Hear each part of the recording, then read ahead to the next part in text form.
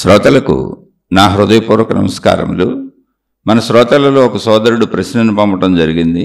ఆ ప్రశ్న, ఒక సగటు మనిషి ఇప్పుడున్న ఇంతటి భయానకమైన కలియుగ పోటీ ప్రపంచంలో కొంతమంది సాటి మనుషులే శత్రువులై అన్యాయంగా అక్రమాలకు ఒడిగడితే మనలను మనం రక్షించుకునేందుకు చేసే ధర్మయుద్ధములో ఈ కలియుగ రాక్షసుల నుండి మనల్ని మనం కాపాడుకునేది ఎలా?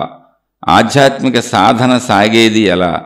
ఇప్పుడు మీరు అనుభవిస్తున్న జీవితంలో మీకు ఏ భరోసాతో, ఏ స్వాంతనలో, ఏ మానసిక ధైర్యంతో మనస్సు శరీరాన్ని అదుపు చేసుకుంటూ బుద్ధిని ప్రచోదింపచేసే శక్తి సామర్థ్యములు పోగేసుకుంటూ ఎటువంటి అలజడి లేకుండా, ఒకవేళ అనంతముగా అలజడులు ఉన్నా మీలో మీరుగా అంతర్ముఖమై ఇంతటి ఉన్నతమైన ఆధ్యాత్మిక సాధన ఎలా కొనసాగిస్తున్నారు? మీ స్టేట్ ఆఫ్ మైండ్కి వేల వేల జోహార్లు. మాకు మీ అంతటి స్థితప్రజ్ఞత, మానసిక స్థితి రావటం ఎలాగో దిశానిర్దేశము చేసే విధంగా ఆలోచన విధానం, పద్ధతి ఎలా మాలో సమకూర్చుకోవాలో దయచేసి తెలుపగలరు. ఇదండి మన సోదరుడు అడిగినటువంటి ప్రశ్న. ఈ ప్రశ్నలో మన సోదరుడు కొంతమంది మనుషులు ఇతర మనుషుల్ని బాధ పెట్టడం అనేటువంటి సబ్జెక్టుని తీసుకొని ఇందులో ధర్మంగా బతకాలంటే చాలా ఇబ్బందిగా ఉంటుంది. అటువంటి స్థితిలో కూడా ఒక మానసిక స్థైర్యంతో, ఒక ఆధ్యాత్మికతతో బ్రతకడం అనేది చాలా గొప్ప విషయం. అది ఎలా బ్రతకాలి అని అడుగుతున్నారు. అసలు ఇక్కడ ఎలా బ్రతకాలి అనే దానికంటే ముందు మన ఆధ్యాత్మిక చదువులో మనం కొన్ని విషయాలు అర్థం చేసుకోవాలి. అసలు ఈ సృష్టి అంతా ఎలా ఏర్పడింది అంటే మనకు తెలిసిన సృష్టి చూసుకుంటే ఎలా ఏర్పడింది అన్నదానికి అనంత ఆత్మశక్తి కారణం అని చాలాసార్లు చెప్పుకున్నాం. అనంత ఆత్మశక్తిలో ఆత్మశక్తి చేత సృష్టి ఏర్పడుతుందని చెప్పుకున్నాం. ఏర్పడిన సృష్టిలో మన భూమి మీద ఉన్న సృష్టిలో చూసుకుంటే కొన్ని క్రూర జంతువులు, కొన్ని సాధు జంతువులు అని చెప్పుకుంటున్నాం మనం. క్రూర జంతువులు అన్నప్పుడు అంటే అవి వేరే జంతువుని చంపితంటాయి. ఏటని క్రూర జంతువులు అన్నారు. ఎవరందే ఆ మాట? మనిషి అన్నాడు. క్రూర జంతువులని పేరు పెట్టింది మనిషే. క్రూర జంతువులని ఎందుకు అన్నాడంటే ఒక జంతువు ఇంకో జంతువుని చంపి తినడం అనేటువంటిది ఒక భయానకమైన విషయంగా ఉంది. తనకే అలాంటిది జరిగితే ఒక భయవత్సకాండగా ఉంది. ఒక సింహం లేడి మీద దాడి చేసి దాన్ని చీల్చుకొని ఆ మాంసం పీకేసి బతుకున్న దాన్ని తినేస్తుంటే ఆ రక్తం చంద్రవందరగా పడిపోతుంటే ఆ లేడీ కొట్టుకుంటుంటే చూసి భరించలేని మనిషి మనస్సు, దాన్ని క్రూర జంతువు అని పేరు పెట్టాడు. సాధు జంతువు అంటే చెట్లుకున్న ఆకులు అలములు తినేటువంటి బతికే జంతువుల్ని సాధు జంతువులు అని పేరు పెట్టాడు. ఇది కూడా మనిషి పెట్టిన పేరే. సాధు జంతువులు చెట్లుకున్న ఆకులు అలములు తిని బతుకుతున్నాయి అన్నప్పుడు ఆకులు అలములు తిని బతికేటువంటి సాధు జంతువులు ఏమున్నాయో, ఈ సాధు జంతువులు ఆకులు అలములు తింటున్నాయి కదా, అందుకని సాధు జంతువులు అన్నాను అని మనిషి అనుకుంటున్నాడు. అవి క్రూర జంతువులు జంతువులను వేటాడి చంపి తింటున్నాయి కదా, ఆ చంపడం చూస్తున్నాను కదా, అందుకని క్రూర జంతువులు అని పేరు పెట్టాను అని మనిషి అనుకుంటున్నాడు. అది మనిషి భావన. కానీ సృష్టిపరంగా క్రూర జంతువు లేదు, సాధు జంతువు లేదు. అన్నీ ఉన్నవన్నీ సృష్టిలోనివే. సృష్టి చేసిన ఏర్పాటు అది. క్రూర జంతువులు ఏవి కూడా ఆకుల అలములు తిని బతకలేవు. సాధు జంతువులు అన్నీ కూడా ఆకుల అలములు తినే బతుకుతి, అవి మాంసం తిని బతకలేవు. ఇది సృష్టిలో ఉన్న ఏర్పాటు. అయితే సాధు జంతువులను పరిశీలిద్దాం. ఆకుల అలములు తిని ఆ చెట్ల నుంచి వచ్చేవి తిని బతుకుతున్నాయి కదా, మరి చెట్టులో ప్రాణశక్తి లేదా? చెట్టులో ప్రాణశక్తి లేకపోతే మనం ఎలా బతుకుతాం? అసలు సాధు జంతువులు ఎలా బతుకుతాయి అంటే మనం గుర్తించే విధంగా అది లేదు. చెట్టులో కూడా ప్రాణశక్తి ఉంది, చెట్టుకు కూడా బాధ ఉంది, చెట్టుకు కూడా నొప్పి ఉంది, చెట్టుకు కూడా ఇబ్బంది ఉంది, చెట్టుకు కూడా కష్టం ఉంది. కానీ అది మనం గుర్తించేట్టుగా లేదు, మనిషి గుర్తించేట్టుగా లేదు. కాబట్టి నేను గుర్తించడం లేదు కనుక, నేను గుర్తించని స్థితిలో చెట్టు ఉంది కనుక ఆ చెట్ల ఆహారాలన్నీ తినేయన్ని సాధు జంతువులు అని. నేను గుర్తించే విధముగా జంతువులు ఉన్నాయి కనుక అవన్నీ క్రూర జంతువులు అన్న. ఇప్పుడు ఈ ప్రశ్న వేసిన సోదరుడు కూడా నేను గుర్తించే విధముగా బాధ పెడుతున్న మనుషులు ఉన్నారు కనుక భయానకమైన వాతావరణం, భయంకరమైన వాతావరణం అన్న. నేను గుర్తించే విధంగా ఉంది అంటే ఇక్కడ గుర్తిస్తుంది ఎవరు? నేను. అది క్రూరత్వం, ఇది సాధుత్వం అని చెబుతుంది ఎవరు? నేను. గుర్తిస్తుంది ఎవరు? నేను. అసలు ఈ నేనెవరు అంటే నా మొదటి స్థితి, మన స్థితులు ఏంటో చూద్దాం ఒకసారి. నేను శరీరము అంటే స్థితులు ఏమి లేవు, అర్థం చేసుకోవడానికి ఊరికనే మాట్లాడుకుంటున్నాం. ఇది ఆధ్యాత్మిక చదువు, ఆత్మజ్ఞాన చదువు కనుక. మొదటి స్థితి శరీరము నేను. ఓకే, ఈ శరీరము నేను అనుకున్నప్పుడు అది శరీరం ఒక పరిమిత స్థితిలో ఉంటుంది. అది నిజమే, అది అబద్ధం కాదు. దానికి కావలసిన పోషణ అంతా చేసుకోవాల్సిందే. ఆ పోషణలో భాగంగా నేను నాకు కావలసిన వాటి కోసం ప్రయత్నించుకుంటున్నా. అయితే ఇక్కడే నాకు కావలసిన అన్నప్పుడు మిగిలిన సృష్టిలో ఉన్నటువంటి మొత్తం జంతువులను తీసుకోండి. మిగిలిన సృష్టిలో ఉన్నాయి, అవన్నీ సృష్టిలో దొరికిన వాటితో బతుకుతున్నాయి. కానీ మనిషి నాకు కావలసిన అన్నప్పుడు అనేకం తయారు చేసుకున్నాడు. విలాస వస్తువులు తయారు చేసుకున్నాడు, వాహనాలు తయారు చేసుకున్నాడు, రకరకాలు తయారు చేసుకున్నాడు. కేవలం సృష్టిలో ఉన్నటువంటి వాటితో యథాతథంగా మనిషి బతకట్లా, బోల్డ్ తయారు చేసుకున్నాడు. ఆ తయారు చేసుకున్నవన్నీ నాకు కావలసినవి అంటున్నాడు. అందులో అసలు చాలా విషయాలు మనిషి అవి లేకపోయినా బతకగలడు. గతంలో అంటే ఆదిమానవుడుగా ఉన్నప్పుడు ఇవన్నీ లేకపోయినా మనుషులు బతికారు. వీళ్ళు కూడా సృష్టి సహజంగా బతికారు. ఇప్పుడు జంతువులు ఎలా బతుకుతున్నాయో అలాగే బతికారు, చక్కగా బతికారు, ఆనందంగానే బతికారు. మనిషి ఇప్పుడు ఆనందంగానే బతుకుతాడు. ఎందుకంటే ఆనందం అసలు మనిషి శరీరంలోనే ఉంది. కంటితో చూస్తే ఆనందం, ముక్కుతో వాసన చూస్తే ఆనందం, చెవితో వింటే ఆనందం, నాలుగుతో రుచి చూస్తే ఆనందం, తింటే ఆనందం, మాట్లాడితే ఆనందం, చర్మస్పర్శల ఆనందం. ఆనందం అనేది మన శరీరంలో గ్రహణ శక్తుల ద్వారా, పంచేంద్రియముల ద్వారా నిరంతరం లభిస్తూనే ఉంది. ఆ లభించే ఆనందానికి భంగం కలిగినప్పుడు దుఃఖం అనుకుంటున్నాను నేను. ఇలా నేను మొదటి స్థితిలో శరీరంగా నాకు కావలసినవన్నీ నేను పొందే ప్రయత్నం చేస్తున్నాను.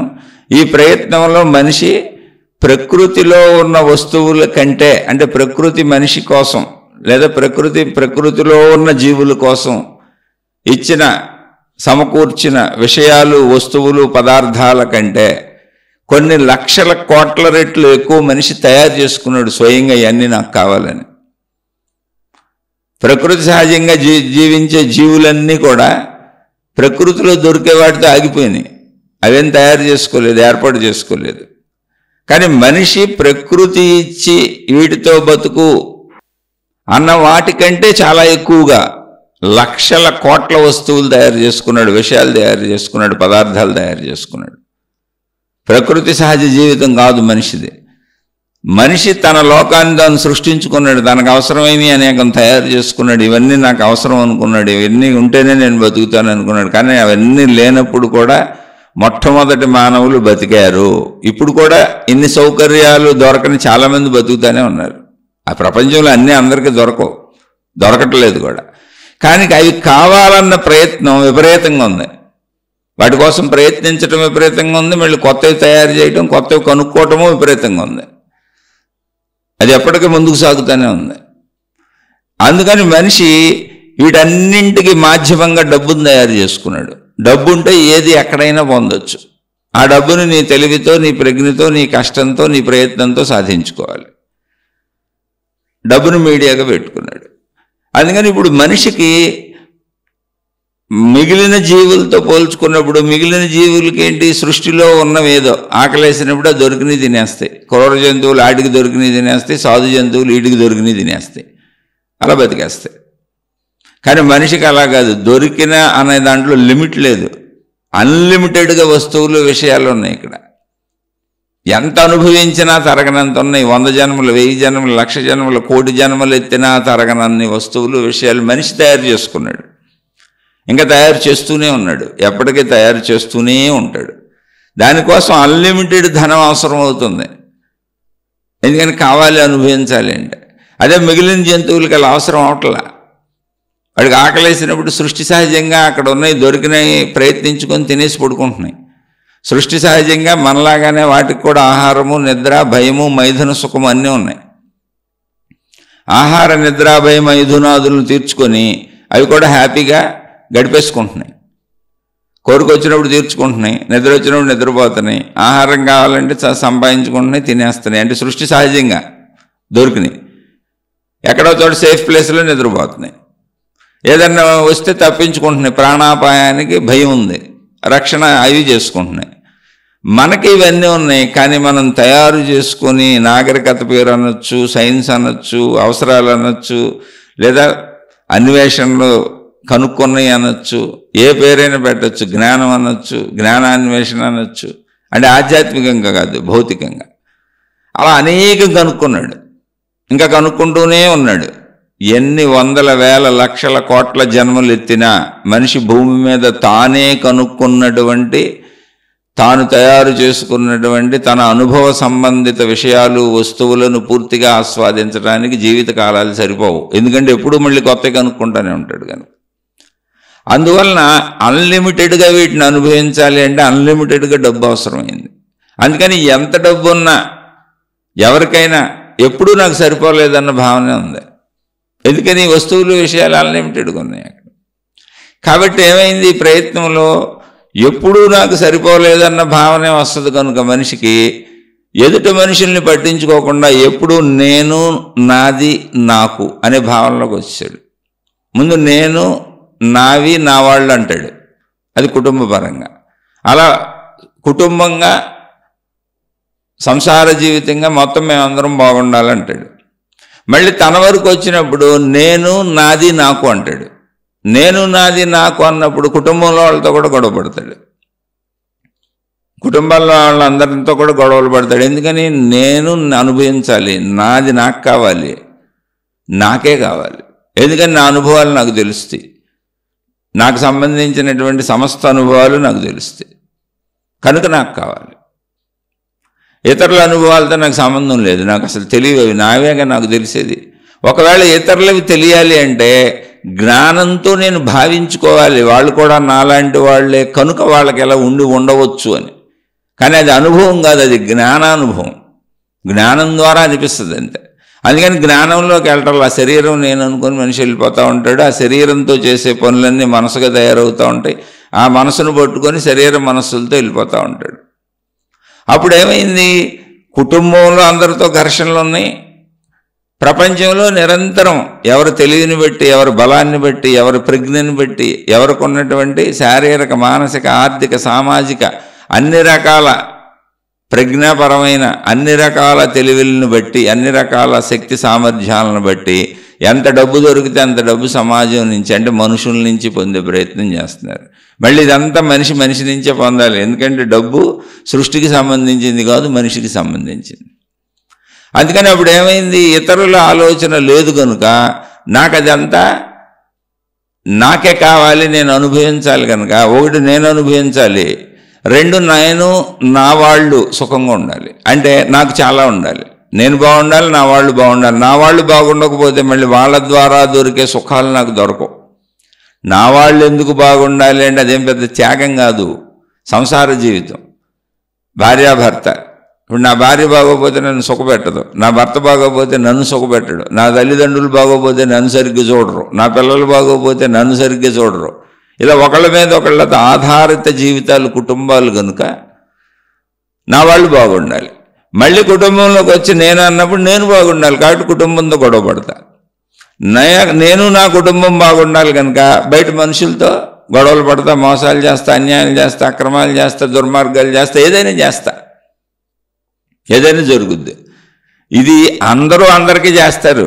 చెబుతున్నోడు మంచోడు కాదు, వింటున్నోడు మంచోడు కాదు, మిగిలినోళ్ళు చేసేవాళ్ళు మనం చేయనోళ్ళము అసలు కాదు. ప్రతి మనిషి ఇలాగే ఉంటాడు, ఎవరి స్థాయిలో వాళ్ళు.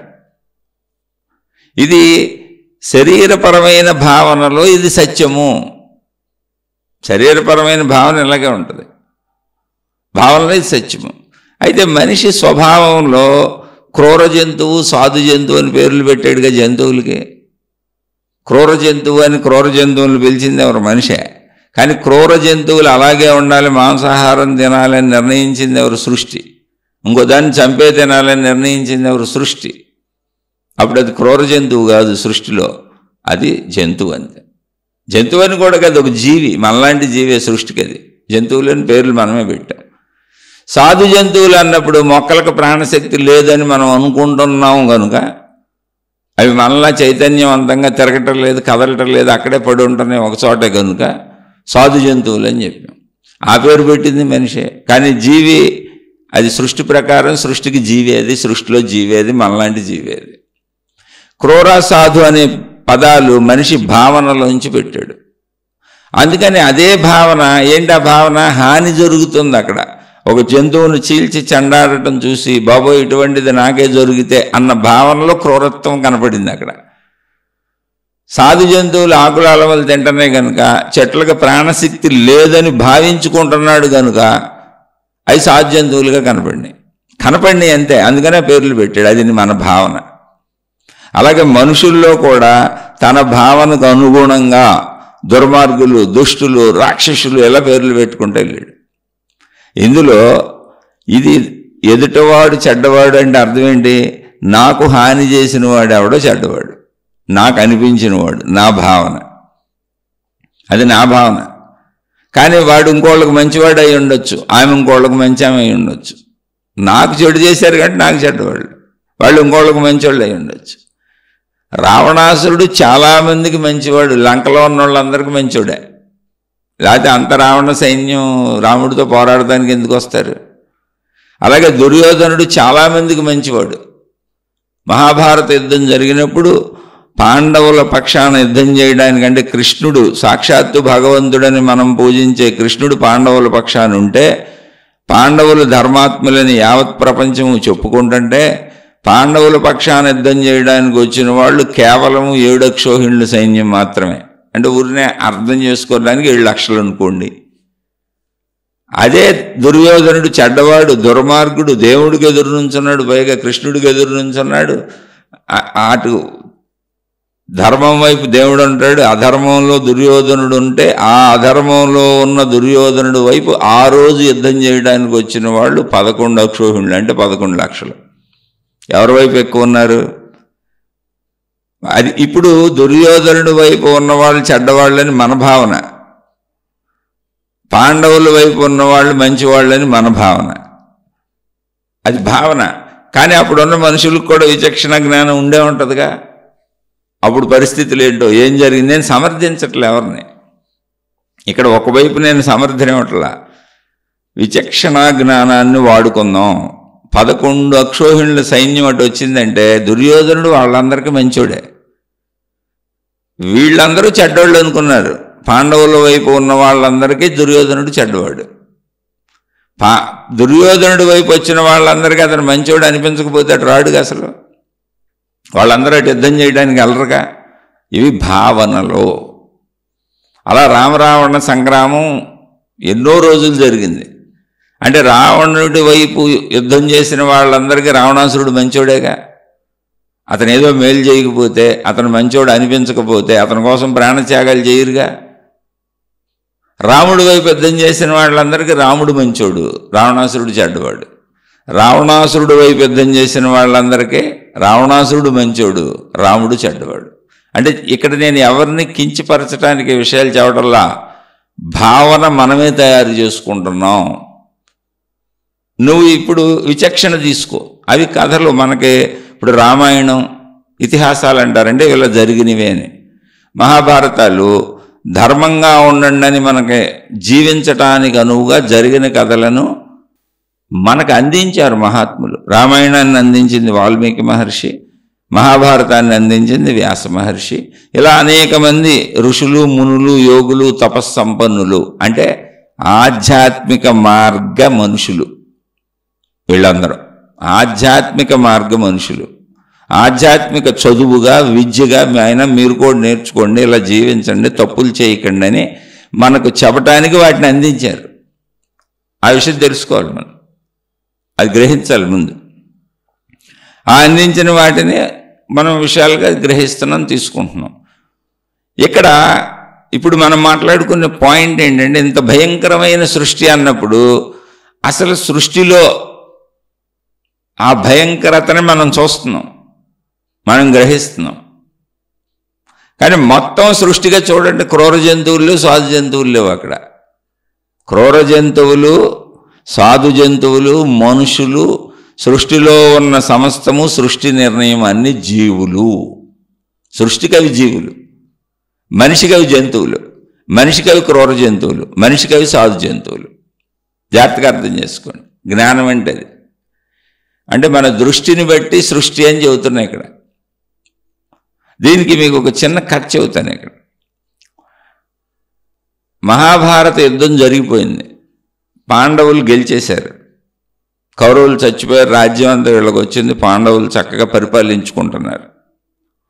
పాండవులలో కొంచెం అర్జునుడికి అప్పుడప్పుడు అనిపిస్తుంది, నేను యుద్ధం సూపర్గా చేశాను, అందరిని పెద్ద పెద్ద వాళ్ళని చంపేశాను, కృష్ణుడు అంతటోడు నాకు రథం తోలిపెట్టాడు, నేనేం సామాన్యుడిని కాదు, దేవతా లోకాలు వెళ్ళొచ్చాను, శివుడితోనే యుద్ధం చేశాను, ఏదైనా మొత్తానికి ఈ విజయంలో నా పాత్ర ఎక్కువ ఉంది, మా రాజ్యం మాకు వచ్చేసింది, ధర్మమే గెలిచింది, మేమెంతో చక్కగా పరిపాలిస్తున్నాము, మా పరిపాలనలో ప్రజలు ఎంతో ఆనందంగా ఉన్నారు, అది కొంచెం అహంకారం పెరిగింది.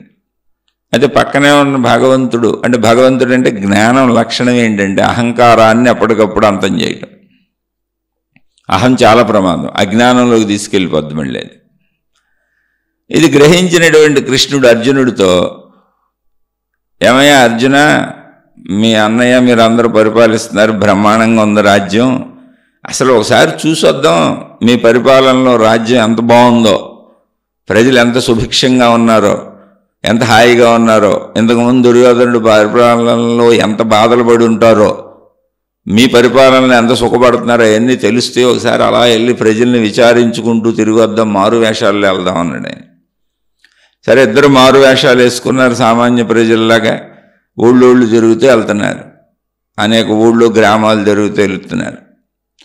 ఒక ఊరిలో గ్రామానికి వెళ్ళినప్పుడు ఒక బ్రాహ్మణ వ్యక్తి, సుమారుగా 70-80 సంవత్సరాలు ఉన్నటువంటి వృద్ధ బ్రాహ్మణ వ్యక్తి చేతిలో ఒక కత్తి పట్టుకొని చిన్న గడ్డిని ఒక మూటగా చుట్టుకొని, ఒక చిన్న కట్టలాగా చుట్టుకొని చంకలో పెట్టుకొని అతి వేగంగా రోడ్డు మీద నడుచుకుంటూ వెళ్తున్నాడు.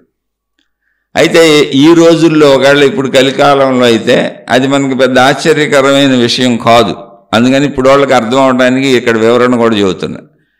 కానీ ఆ రోజుల్లో బ్రాహ్మణులు కేవలము సాత్వికముగా దైవత్వపు సాధు జీవితం జీవించటమే తప్ప అసలు కత్తులు కటారులు చేతిలో పట్టుకోవడం అనేది లేనే లేదు.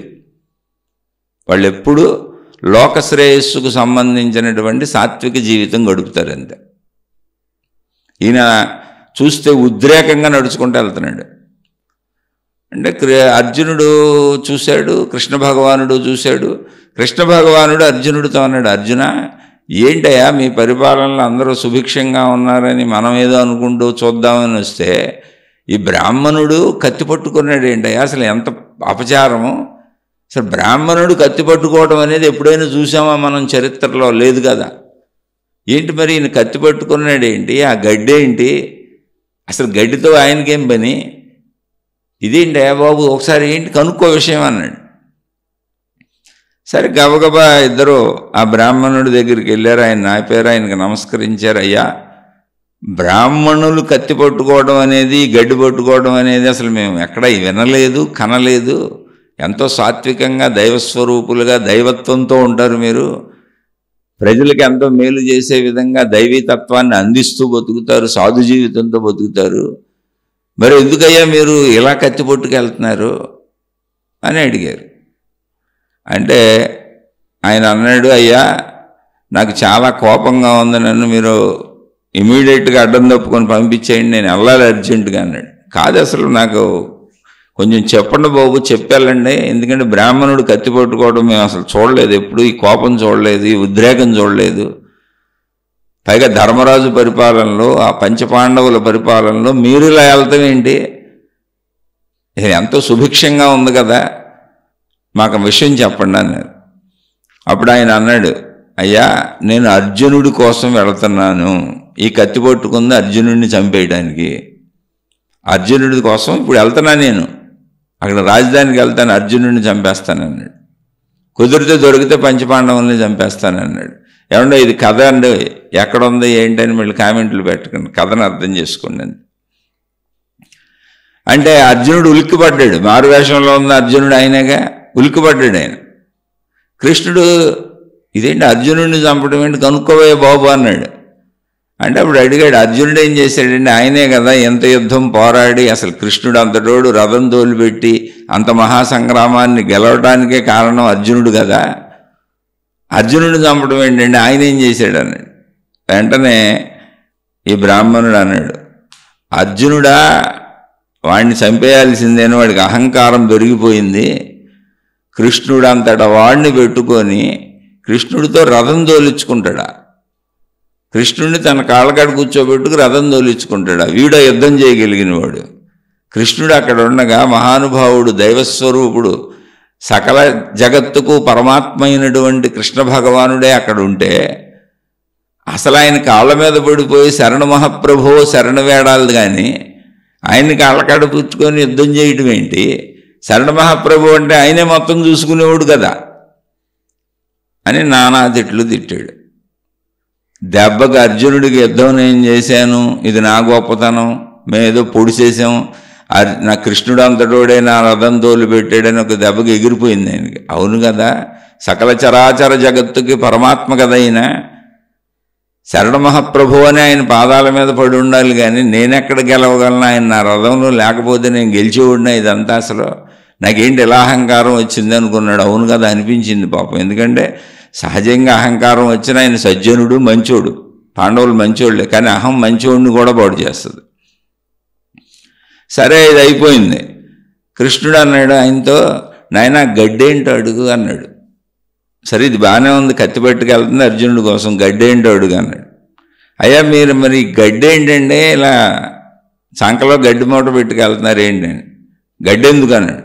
నాయన నేను ఏ జీవికి హాని చేయను, మొక్కలకు కూడా హాని చేయను, మొక్కల్లో కూడా ప్రాణశక్తి ఉంది, నేనే మొక్కని చంపను, అందుకని ఎండిపోయినటువంటి చనిపోయినటువంటి మొక్కలు ఎండిపోయినటువంటి గడ్డిని ఆహారంగా తీసుకుంటున్నాను, అందుకని ఎండుగడ్డి పెట్టుకున్నాను, మొక్కల్లో కూడా ప్రాణశక్తి ఉంది. నువ్వు జంతువులను తినడం అలాంటిదో మొక్కలను తినడం కూడా అలాంటిదే, ప్రాణశక్తి దాంట్లోనూ ఉంది దీంట్లోనూ ఉంది, మొక్కకు కూడా నొప్పి బాధ కష్టం ఇబ్బంది అన్నీ తెలుస్తాయి. కాబట్టి నేనేదో గొప్పవాడిని, నేను శాకాహారం తింటున్నాను మాంసాహారం తింటున్నాను ఇదేమీ లేదు నాకు భేదం, నేను శాకాహారం కూడా చెట్లను బాధించి తినను, అందుకని చనిపోయినటువంటి మొక్కల యొక్క గడ్డిని ఇది నిల్వ ఉంటుంది కనుక ఇది తిని బతుకుతున్నాను, ఎందుకో నేను దారిలో ఆహారం కింద దీన్ని పట్టుకెళ్తున్నాను అన్నాడు. కథ అయిపోయింది. ఆయన వెళ్ళిపోయాడు స్పీడ్గా వేగంగా. అర్జునుడికి ఒక్కసారి బుర్ర తిరిగిపోయింది. మనమేదో మంచోళ్ళం శాకాహారం తింటున్నాం అనుకుంటే మొక్కల్లో కూడా ప్రాణశక్తి ఉంది. అంటే ఇక్కడ ఈ కథ ఎందుకు చెప్పానంటే, ఎవరు మంచోళ్ళు, మనం చెప్పుకుంటున్నాం మనం మంచోళ్ళమా, మనం నడుస్తుంటే ఎన్ని చచ్చిపోతున్నాయో జీవులు, మనం బతుకుతుంటే ఇల్లు ఊడ్చుకుంటుంటే ఎన్ని చచ్చిపోతున్నాయో జీవులు, మన మాటల చేత మన ప్రవర్తన చేత మన కదలికల చేత మనం జీవించడం చేత ఎంతమందికి ఎన్ని ఇబ్బందులు కలుగుతున్నాయో ఎవరు చెప్పగలరు. ఇప్పుడు ధన సంపాదన ఉంది ఊరికి, అసలు ధన సంపాదనకు ఒక లెక్క ఏమన్నా ఉందా ప్రపంచంలో ఎక్కడైనా? ఎంత ధనం సంపాదించిన తర్వాత ఆగిపోవాలి అనేది ఏమన్నా ఉందా? ఎంత ధనమైనా నీ తెలివితో నీ ప్రజ్ఞతో నీకున్నటువంటి వనరులు వసతులతో నీ బలంతో నువ్వు సంపాదించుకోవచ్చు, దొరకనంతకాలం నువ్వు దొరవే, ఎక్కడ లిమిట్ లేదుగా. అప్పుడు నేను ధర్మంగా సంపాదించుకుంటున్నాను అన్న వాళ్ళందరూ మంచోళ్ళేనా? అంటే అసలు మంచికి నిర్వచనం ఏంటి? ఒక వ్యక్తికి కూలి పని చేయడానికి కూడా పని దొరకక, పని చేయకపోతే అసలు డబ్బులే దొరకక ఎంతోమంది భిక్షకులుగా రోడ్డు మీద బతుకుతుంటే అపర కుబేరులై లక్షల కోట్లు కోటాను కోట్లు సంపాదించి దాచుకుంటున్న వాళ్ళు ఉన్నారు. దానికి ధర్మమే అని పేరు పెట్టి ఉండొచ్చు వ్యాపారాల్లో ఫ్యాక్టరీలో. నేను దేన్ని తప్పు అంటలా, అసలు ఇక్కడ తప్పు ఒప్పులు చెప్పట్లా, ఆలోచన విధానం చెబుతున్న ఇదే జ్ఞానము. ఏం లిమిట్ ఉందా అన్న? మన మాటల చేత ఎవరు బాధపడతలేదా? మన ప్రవర్తన చేత ఎవరు బాధపడతలేదా? మన కదలికల చేత ఎవరు బాధపడతలేదా?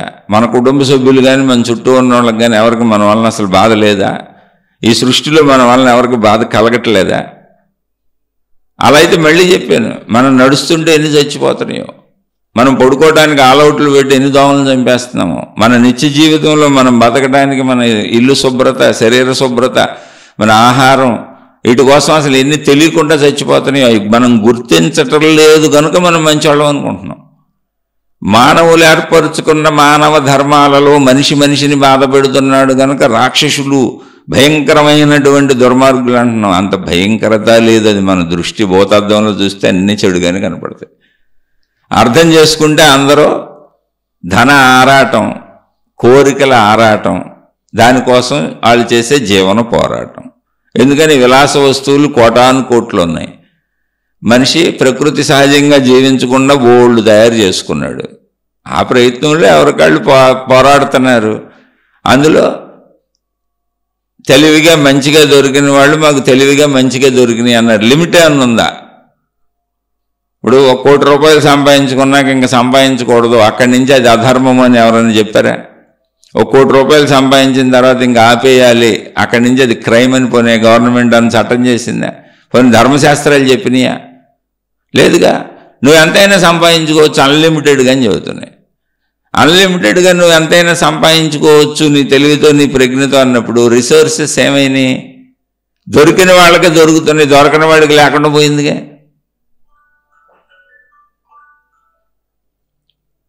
దొరకని వాడికి లేకుండా పోయినప్పుడు ఏమైంది? వీళ్ళు ఇబ్బందులు పడేవాళ్ళు, బాధలు పడేవాళ్ళు, కష్టాలు పడేవాళ్ళు ఇప్పుడు చచ్చిపోతారా? ఏదో ఒకటి చేయాలి వీళ్ళు. అంటే ఇది ఉదాహరణకు మాట్లాడిన దేన్ని సమర్థించట్లా. ఒక భయంకరాన్ని మీరు చూడకండి,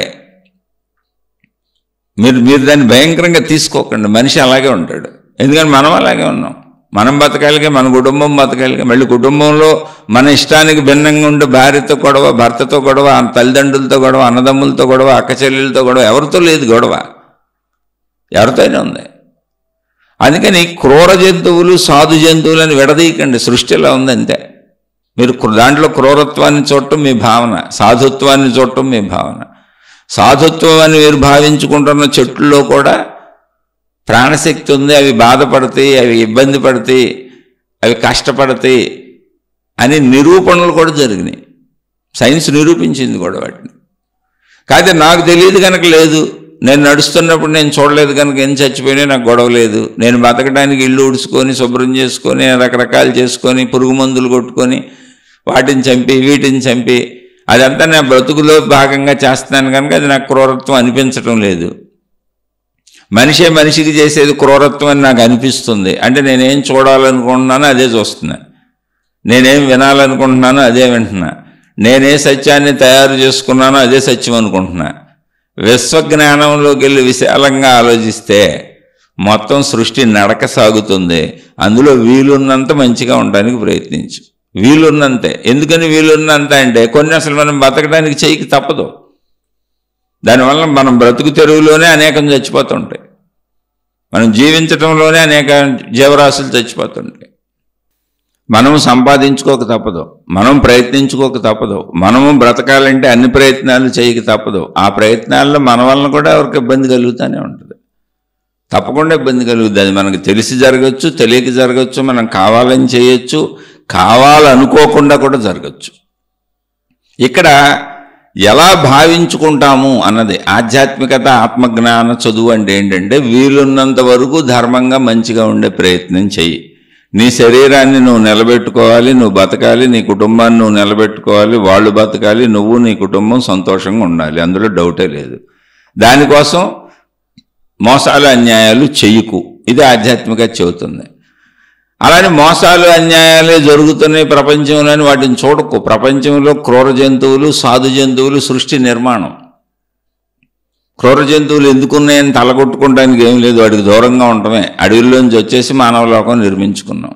విష జంతువులు వస్తే తప్పించుకుంటాం, కాదు ఇంట్లోకి వస్తే పాములో, తేళ్ళు, కప్పలో కొట్టి చంపేస్తాం. కప్పల్లాంటి చంపాల్సిన అవసరం లేదు, తోసేస్తాం అనుకోండి. విష జంతువులు అయితే చంపేస్తాం. విష జంతువుల్ని చంపడం క్రూరత్వం కాదా? దానికి తెలుసు అది మన ఇల్లని. అంటే నేను వితండవాదం చేయట్లా, మళ్ళీ చెబుతున్నా, మన రక్షణ కోసం చేస్తున్నాం. అలాగే మనిషి ఎవరికి వాళ్ళు తమ రక్షణ, తమ అభివృద్ధి, తమ స్వీయ జీవితం భావించుకున్నప్పుడు అనేక మంది అనేక రకాలుగా చేస్తున్నారు. అదంతా సృష్టి నడకలో భాగం. సృష్టి నడక ఎలా వెళ్తుందో మనకు తెలియదు. ఎదుట వ్యక్తి అలా ఎందుకు చేస్తున్నాడో మనకు తెలియదు. ఎదుట వ్యక్తిని మంచివాడిగా మార్చటము, చెడ్డవాడిగా చేయటం రెండు మన చేతిలో లేవు. నన్ను నేను మంచివాడిగా ఉంచుకోవచ్చు, నన్ను నేను చెడ్డవాడిగా చేసుకోవచ్చు. ఆధ్యాత్మికతలో, ఆత్మజ్ఞానంలో ఉన్న ఏకైక అవకాశం నన్ను నేను ఎలా ఉంచుకోగలను. కాబట్టి సృష్టిలో చెడుని చూడకండి. చెడు ఎప్పుడూ ఉంటుంది సృష్టిలో, మొత్తం అంతం అవ్వదు. ఎంతమంది దేవుళ్ళు వచ్చారు, ఎంతమంది గురువులు వచ్చారు, ఎంతకాలం నుంచి మతాలు ఉన్నాయి, మార్గాలు ఉన్నాయి, దైవావతారాలు వస్తున్నాయి, బోధలు చేస్తున్నాయి, జ్ఞానం చెప్పడం జరుగుతుంది.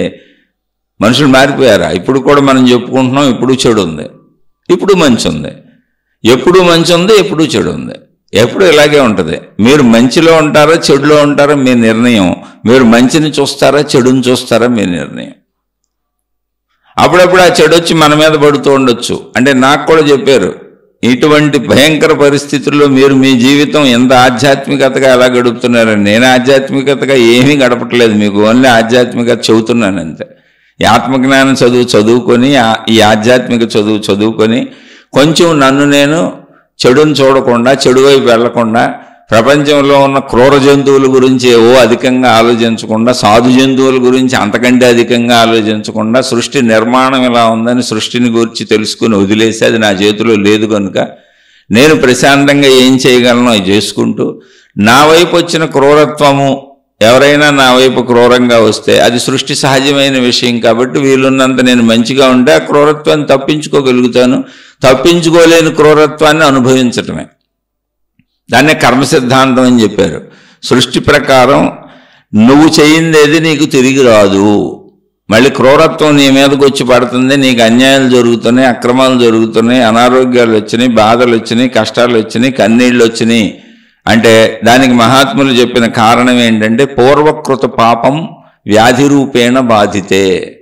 ఇంతకుముందు నువ్వు చేసినటువంటి పూర్వపు పాప కార్యములు, చెడు పనులు, చెడు మాటలు, చెడు ప్రవర్తన, చెడు ఏదైనా ఉంటే అది వ్యాధుల రూపంలో నిన్ను బాధిస్తుంది, బాధల రూపంలో నిన్ను బాధిస్తుంది, ఇబ్బందుల రూపంలో నిన్ను బాధిస్తుంది. అది మన మీదకే ఎందుకు వచ్చింది అంటే అప్పుడప్పుడు వస్తుంది. మనకి కూడా ఉంటే, మనలో ఏ తప్పు లేకపోతే ఏది మన మీదకి రాదు. ఒకవేళ వచ్చినా అది శరీర మనోపరాలే తప్ప ఆత్మజ్ఞానం తెలుసుకుని నేను అనంతాత్మశక్తినన్న ఎరుక పొందిన వ్యక్తి మీదకి ఎటువంటి చెడు రాదు. అది మహిమ కాదు, మాయ కాదు. చెడుని అతను తీసుకోడు. నేను అనంతాత్మశక్తినన్న ఎరుకలో ఉన్నటువంటి వ్యక్తి చెడుని స్వీకరించడో, చెడు శరీరానికి, చెడు మనసుకి, చెడు భావాలకి. నా మనసులో నేను క్రూర జంతువు, సాధు జంతువు అంటున్నా. నా మనసులో నేను చెడ్డోళ్ళు, మంచోళ్ళు అంటున్నా. నా వ్యావహారిక జీవితంలో నా శరీరానికి, నా మనసుకి కావలసిన సుఖభోగాలకి అడ్డపడేవాళ్ళు, నాకు ఇబ్బందులు కలిగించేవాళ్ళు, నన్ను ఇబ్బంది పెట్టేవాళ్ళు, నన్ను బాధ పెట్టేవాళ్ళు, నన్ను కష్టపెట్టేవాళ్ళు, నన్ను నష్టపెట్టేవాళ్ళు నాకు దుర్మార్గులుగా కనబడుతున్నారు. అది భయంకర వాతావరణంగా అనిపిస్తున్నది. కానీ సృష్టి లా ప్రకారం, సృష్టి సూత్రం ప్రకారం, సృష్టిలో నడిచే ఒక కర్మ సిద్ధాంతం ప్రకారం, ఏకమే అయినటువంటి అనంత ఆత్మశక్తి యొక్క తత్వం ప్రకారం, ఆ ఏకశక్తి ప్రకారం ఎవరైనా ఇక్కడ చెడును అనుభవిస్తున్నారు, మంచిని అనుభవిస్తున్నారు అంటే అది వారు గతములో చేసినటువంటి పాప పుణ్య కార్యముల ఫలము. కాబట్టి ఏదో భయంకరత్వం లేదు. మనం భయంకరంగా ప్రవర్తిస్తే తిరిగి అది మన జీవితంలో భయంకరంగా వచ్చింది. మనం మంచిగా ప్రవర్తిస్తే అది తిరిగి అది మన జీవితంలో మంచిగా వచ్చింది. కాబట్టి ఎలా ప్రవర్తించామో మనకు తెలియదు కనుక గతంలో ముందు ఎప్పటి ప్రవర్తనని మార్చుకోండి అని చెప్పేది ఆధ్యాత్మిక చదువు, ఆత్మజ్ఞాన చదువు. అయితే నాకు కష్టాలు వస్తున్నాయి, బాధలు వస్తున్నాయి, కన్నీళ్ళు వస్తున్నాయి, ఇబ్బందులు వస్తున్నాయి అంటే గతపు జీవితంలో నేను చేసినటువంటి పాపపుణ్య ఫలితములు ఇప్పుడు నేను అనుభవిస్తున్నాను అని మహాత్ములు చెప్పినటువంటిది ఆధ్యాత్మిక చదువు. కాబట్టి గతాన్ని అనుభవించే, ఇంకా దాని మీద దాన్ని భయంకరంగా చూడకు. సాధు జంతువు, క్రూర జంతువు అని విడదీసుకోకు. విశాల విశ్వంలో తత్వంగా తీసుకో. అసలు శరీరం ఉన్న ప్రతి మనిషికి ఎప్పుడోకప్పుడు బాధ వస్తుంది. మనసు ఉన్న ప్రతి మనిషికి ఎప్పుడోకప్పుడు ఏదో బాధ వస్తుంది. వాళ్ళు మహాత్ములైన, మహనీయులైన, దైవావతారులైన బాధపడకుండా జీవితాన్ని గడిపిన వాళ్ళు ఎవరు ఇక్కడ లేరు. కాబట్టి అది భయంకరత్వం కాదు. సృష్టి సుఖము, బాధ అనేటువంటి రెండిటి ఉయ్యాల ఆటలో సాగుతూ ఉంటుంది, పగలు రాత్రిలాగా. సుఖదుఖములు సృష్టిలో సమానం, మంచి చెడులు సృష్టిలో సమానము. ఇలాగే నడుస్తూ ఉంటుంది. అయితే ఇవన్నీ అనుభవాలకు వచ్చేటప్పటికి మనం చేసిన పనుల ఫలితాలు కూడా మనకు అనుభవాల్లోకి వస్తాయి. శరీర మానసిక స్థితుల్లో వాటిని అనుభవిస్తూ ఉంటాం. దానికి కర్మ సిద్ధాంతం చెప్పారు. నేను అనంతాత్మశక్తినన్న ఏకత్వ ఎరుకలోకి వెళ్తే ఆ ఎరుక ఈ భయంకరత్వాన్ని తగ్గిస్తుంది. నాకు నష్టం జరిగింది, నాకు కష్టం జరిగింది, నాకు ఇబ్బంది వచ్చింది, నన్ను బాధ పెట్టారు, నా మాట వింటలేదు, నేను చెప్పింది వింటలేదు, వాళ్ళు చెప్పిందే నేను వినాలంటున్నారు, నా మీద పెత్తనాలు చేస్తున్నారు, వాళ్ళు సాగించుకుంటున్నారు, నేను బలహీనరానిలని ఎవరిష్టం వచ్చినట్టు వాళ్ళు సాగించుకుంటున్నారని ఇంట్లో ఒక గృహస్థు కుటుంబంలో కుటుంబ సభ్యులను అనుకున్నా, బయట వాళ్ళని అనుకున్నా, ఏమనుకున్నా ప్రపంచం మొత్తం ఎప్పుడు ఇలాగే సాగుతూ ఉంటుంది. దీనికి కార్యకారణ సంబంధం పూర్వకృత పాపపుణ్యములు అని మహాత్ములు చెప్పారు. అది తీసి పక్కన పెట్టినా సృష్టిలో పూర్తిగా సుఖపడేవాడు, పూర్తిగా దుఃఖపడేవాడు, దుఃఖం లేని సుఖాన్ని పొందేవాడు, సుఖం లేని దుఃఖాన్ని పొందేవాడు ఎవరో ఉండరో. రెండూ కలిసిమెలిసి వెళ్తూ ఉంటాయి. ఇది అర్థం చేసుకున్నప్పుడు తల్లి కావచ్చు, తండ్రి కావచ్చు, భార్య కావచ్చు, భర్త కావచ్చు, ఏ సంబంధ బాంధవ్యమైనా కావచ్చు, బయట వాళ్ళు కావచ్చు, మనిషి సహజంగా తన సుఖం తాను కోరుకుంటారు కనుక ఎదుటి వాళ్ళకు కొంత ఇబ్బంది కలిగించవచ్చు, హాని కలిగించవచ్చు. అది వాళ్ళ స్థాయిల్ని బట్టి ఉంటుంది. దాన్ని భరించగలిగిన స్థాయిలో భరిస్తూ కుటుంబ సభ్యులను ఏం చేస్తాం, వాళ్ళకి తెలియదు. కొడుకో కూతురో భార్యో భర్తో అన్నో తమ్ముడో తల్లిలో తండ్రో బాధ పెడతా ఉంటారు. ఏం చేయాలి ఇప్పుడు? మాటలతో కావచ్చు, ప్రవర్తనతో కావచ్చు, విషయాలతో కావచ్చు. అది జ్ఞానంతో అర్థం చేసుకో. మనుషులు తెలియక అలా ఉంటారు, వాళ్ళకి పరిమిత భావనలో అలా ఉంటున్నారు, శరీర భావనలో అలా ఉంటున్నారు. ఎదుటి వ్యక్తిని బాధ పెట్టకూడదని వాళ్ళకి తెలియలేదు. నువ్వు బాధపడకుండా ఉండటం నేర్చుకో, కొంత వదులుకోవటం నేర్చుకో, కొంత పోగొట్టుకోవటం నేర్చుకో. ఆధ్యాత్మికత ఎప్పుడు అదే చెప్పింది, గివ్ అండ్ ఫర్ గివ్ అని. ఇవ్వు, మర్చిపో, ఇవ్వు, క్షమించు. ఎందుకని అందరూ మనుషులే, మనలాంటి మనుషులే. అందరికీ అన్నీ కావాలి. నాకు ఎలా కావాలో అందరికి అలా అన్నీ కావాలి. నా పరిమిత భావనలో నేను ఉన్నంత వరకు నాకు చుట్టూ ఉన్న వాళ్ళందరూ దుర్మార్గుల్లాగా, నాకు సహాయపడేవాళ్ళు మంచివాళ్ళలాగా, నన్ను ఇబ్బంది పెట్టేవాళ్ళు చెడ్డవాళ్ళలాగా కనపడతానే ఉంటారు. అది ఇంట్లో వాళ్ళు కావచ్చు, బయట వాళ్ళు కావచ్చు. అందుకని జ్ఞానంలో నన్ను అడిగారు, మీరు ఎలా జీవిస్తున్నారని. నాకు శారీరక సమస్యలు ఉన్నాయి, మానసిక సమస్యలు ఉన్నాయి, ఆర్థిక సమస్యలు ఉన్నాయి, సామాజిక సమస్యలు ఉన్నాయి, కుటుంబిక సమస్యలు ఉన్నాయి. నన్ను బాధ పెట్టేవాళ్ళు, అంటే నన్ను పెట్టే బాధలతో పోల్చుకుంటే అసలు మీ బాధలే కాదు. నేను చాలా దారుణమైన స్థితికి వచ్చాను. దారుణం అంటే ఏంటి? ఆర్థిక పరమైనటువంటి ఎటువంటిది లేదు, అన్నీ వదిలేసుకున్నాను. ఆర్థిక పరమైనటువంటి సంపాదన లేదు నాకు. నా భార్య పిల్లలు సెటిల్ అవ్వలేదు. ఆర్థిక పరంగా నిత్య భయంతో, ప్రతి సెకను భయంతో బతుకుతాను, రేపు మా జీవితం ఎలా ఉంటుందో అని. కానీ అది శరీర మనోపరమైనటువంటిది. బతుకున్నంతకాలం అది అలా ఉంటుంది. ఆర్థికంగా డబ్బు కావాలి ఇక్కడ బతకాలంటే. నాకు జరిగినటువంటి పరిస్థితుల రీత్యా, నా మానసిక పరిస్థితుల రీత్యా, నా కుటుంబిక పరిస్థితుల రీత్యా, నా భావనల రీత్యా నేనే డబ్బును వదిలేసుకున్నాను, వ్యాపారాలు వదిలేసుకున్నాను, మనుషులతో సంబంధ బాంధవ్యాలు వదిలేసుకున్నాను, జీవితకాలం మౌనం అని పెట్టు కూర్చున్నాను. అది నేను ఆధ్యాత్మికత కోసం పెట్టుకోలేదు. ఉన్నంతలో నేను సుఖంగా బతకడానికి ఇదే మార్గం అనిపించి పెట్టుకున్నాను. అలా అని నాకు ఎప్పుడూ భయం ఉంది, ఆర్థిక భయం ఉంది, ఆర్థికంగా ఎలా బతుకుతామని ఉంది. అనారోగ్యాలు ఉన్నాయి, అనారోగ్య భయం ఉంది. మనుషులు ఇబ్బంది పెడతా ఉంటారు, మనుషులన్నాక ఏదో ఒక ఇబ్బంది ఎప్పుడు పెడతానే ఉంటారు. కానీ ఇవన్నీ శరీర మనసులకు ఎలాగే ఉంటాయి, సృష్టి ఎలాగే ఉంటుందన్న జ్ఞానం నాకు తెలుసు. దాన్ని అధికంగా బ్రెయిన్కి తీసుకోను. ఎందుకని ఏ నిమిషం పోతామో తెలియదు, ఏ నిమిషం ఉంటామో తెలియదు, అసలు మన ఆయువు ఎంతకాలం ఉంటుందో తెలియదు. భూకంపాలు వస్తున్నాయి. భూకంపాలు వస్తే ఊళ్ళు ఒక మనిషి కాదు, ఒక ఇల్లు కాదు, ఊళ్ళు భూకంపాల్లో తిరగబడిపోయి లక్షల మంది చచ్చిపోతున్నారు. సునామీలు వస్తున్నాయి, లక్షల మంది చచ్చిపోతున్నారు. అనేక భౌగోళిక ప్రమాదాలలో కోటాను కోట్ల మంది చచ్చిపోతున్నారు. కావాలని యుద్ధాలు చేసుకొని దేశాలు వెళ్ళి ఇతర దేశాల మీద బాంబులు ఊరిని కురిపించేస్తున్నారు. అక్కడ శత్రువులు ఎవరు లేరు, వాళ్ళకి మామూలు మనుషుల మీద కురిపించేస్తున్నారు. ఎంతోమంది మనుషులు చచ్చిపోతున్నారు. ఇది ఎప్పుడు ప్రపంచంలో ఇలాగే ఉంటుంది, పగలు రాత్రిలాగా. దాన్ని అర్థం చేసుకోవటమే. నేను అనంత ఆత్మశక్తిని అన్న ఎరుకను పెంచుకొని, నేను అనంత ఆత్మశక్తిగా, నాకు శక్తిగా మరణం లేదు. మనసుగా నేను తయారు చేసుకున్న మనసు, ప్రపంచం నుంచి నేను గ్రహించిన విషయాలు, నా మనోభావాలు, భావోద్వేగాలు ఉంటాయి, జ్ఞాపకాలు ఉంటాయి, గుర్తులు ఉంటాయి. అవి కోరికలుగా, ఆలోచనలుగా తిరిగి వస్తూ ఉంటాయి. శరీరంగా నేను పరిమితం. ఈ శరీరం వృద్ధాప్యానికి వెళ్ళిపోతూ ఉంటుంది. అసలు మనుషులు ఎవరో బాధ పెట్టరు అనుకోండి మిమ్మల్ని. అసలు మనుషులే బాధ పెట్టరు. ఆకలి బాధ కదూ, ఆకలికి టైంకి దొరకకపోతే బాధ కదూ, శారీరక కోరిక బాధ కదూ, శారీరక కోరిక తీర్చుకోవడానికి మనిషి దొరకకపోతే బాధ కదూ, చూద్దామనుకుంది చూడలేకపోతే బాధ కదూ, విందామనుకుంది వినలేకపోతే బాధ కదూ, అందామనుకుంది అనలేకపోతే బాధ కదూ, పంచేంద్రియాలు ఆకళ్ళు నిరంతరం బాధ కదూ, శబ్దస్పర్శ రూపరసగంధములకు దొరకకపోతే బాధ కదూ. బాధ లేదు ఎక్కడ. అవి దొరికితే సుఖం అనుకుంటున్నాం, దొరకకపోతే బాధ అనుకుంటున్నాం. అవి దొరకడానికి సహకరించిన వాళ్ళని మంచివాళ్ళు అంటున్నాం, అవి దొరకడానికి అడ్డుపడిన వాళ్ళని దుర్మార్గులు అంటున్నాం. కాదు, ఎవరి ప్రయత్నంలో వాళ్ళు పోతున్నారు. కాదని ఒకవేళ మనం లాక్కున్నా, మనం నిజంగా ఇబ్బంది పెట్టినా కూడా ఎవరు బతుకు తెరువులో వాళ్ళు సాగుతున్నారు. అడవిలో జంతువులు, క్రూర జంతువులు సాధు జంతువుల్ని తిని బతకాల్సిందే. అలా ప్రతి వ్యక్తిలో జంతువు ఉంటాడు. ప్రతి మనిషిలో, స్త్రీ పురుషుల్లో జంతు లక్షణాలు ఉంటాయి. ఆ జంతు లక్షణాలు నీకు ఆధ్యాత్మికతగా మారాలి అంటే అనంత ఆత్మతత్వపు ఆత్మజ్ఞానాన్ని తెలుసుకొని నువ్వు జంతువుగా ప్రవర్తించబాకంతే. ఆ ఒకటే ఛాన్స్ ఉంది. అలాగే మొత్తం జంతువులుగా చూడబాక, సృష్టిలాగే ఉంటుంది, పట్టించుకోబాక దాన్ని. ఏమవుతుంది, కొంత డబ్బు నష్టపోతాం. డబ్బు సంపాదించుకుందే కదా, ఇక్కడ పోవటానికే ఉంది. ఎవరో మాట అంటారు, అవమానాలు స్వీకరిస్తూనే ఉంటాయి. బుద్ధుడిని బోళ్ళు తిట్టారు, ఏమీ తీసుకోలేదు. బుద్ధుడు రాజ్యమే వదిలిపెట్టి వెళ్ళిపోయాడు, నాకు అసలు రాజ్యమే వద్దని. అపార సంపదలు కలిగినటువంటి రాజ్యాన్ని, చక్రవర్తిత్వాన్ని వదిలేసి వెళ్ళిపోయాడు ఆయన. కొంచెం డబ్బు పోతే మనం ఎందుకు దుఃఖపడతాం, ఒకవేళ నిజంగా నష్టపరిస్తే ఎవరైనా. అలాగే కొంత అవమానిస్తారు. బుద్ధుడిని బోళ్ళు సార్లు అవమానించారు, ఆయన మొహం మీద మూసారు, తుడుచుకొని వెళ్ళిపోయాడు ఆయన.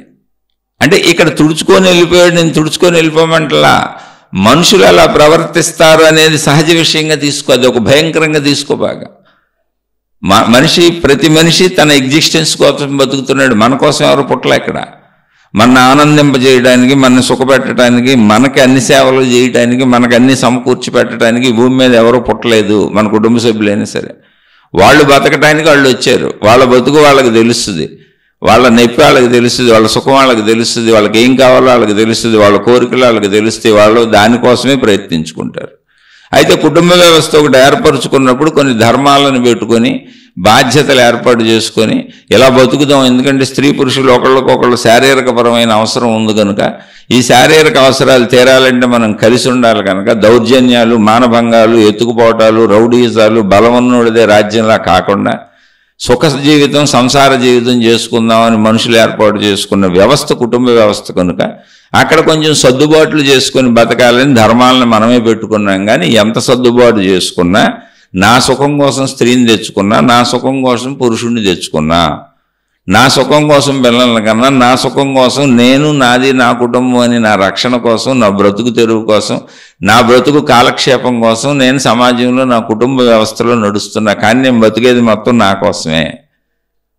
నేను త్యాగం చేసినా నా కోసమే, నేను మంచి చేసినా నా కోసమే, నేను చెడు చేసినా నా కోసమే. నేను మంచోడిని అని అనిపించుకొని, నా మంచోడిని అనే భావనలో మంచిగా బతకడం కోసం మంచి పనులు చేస్తున్నా.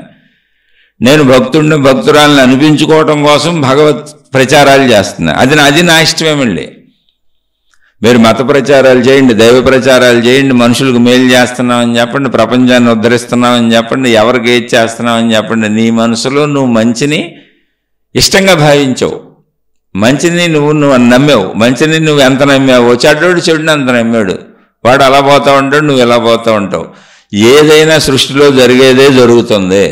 సృష్టి నిర్ణయం ఏదో అలాగే జరుగుతుంది. సృష్టి ఇచ్చిన వెసులుబాటు, అంటే మంచి చేయడానికి ఎంత వెసులుబాటు ఇవ్వబడింది, చెడు చేయడానికి ఎంత వెసులుబాటు ఇవ్వబడింది అనేటువంటి దాంట్లోనే మనుషులు మంచి చెడులు చేయగలరు.